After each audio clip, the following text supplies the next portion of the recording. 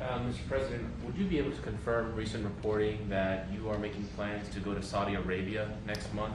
And if so, why is Saudi Arabia so important? So I have a very good relationship with the Middle East. In fact, if you look at Michigan, I won the vote by a lot. People were a little surprised. And I have a very good relationship with Mohammed and the king. His son is Mohammed, he's great. Crown Prince, actually he's Prime Minister too. He's got a lot of good titles. But he's great, and the king has been wonderful. And if you remember, last time I went to Saudi Arabia, I put him first on the list because they agreed to buy $450 billion worth of American goods, military and otherwise.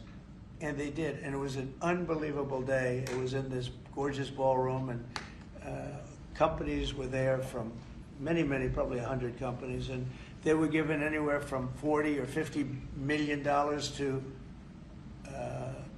less, and more actually. Okay, some of them were given numbers that were just many times that amount. I think we had a couple of $20 billion deals and big stuff. And it's a very rich country because of oil, and we are a very rich country ultimately when we straighten it out because of oil. Oil is always good, and I agreed to do it again, and they've agreed to spend close to $1 trillion of money in our American companies, which to me means jobs. So they're going to spend hundreds of billions of dollars giving them to American companies that are going to be making equipment for Saudi Arabia and other places in the Middle East.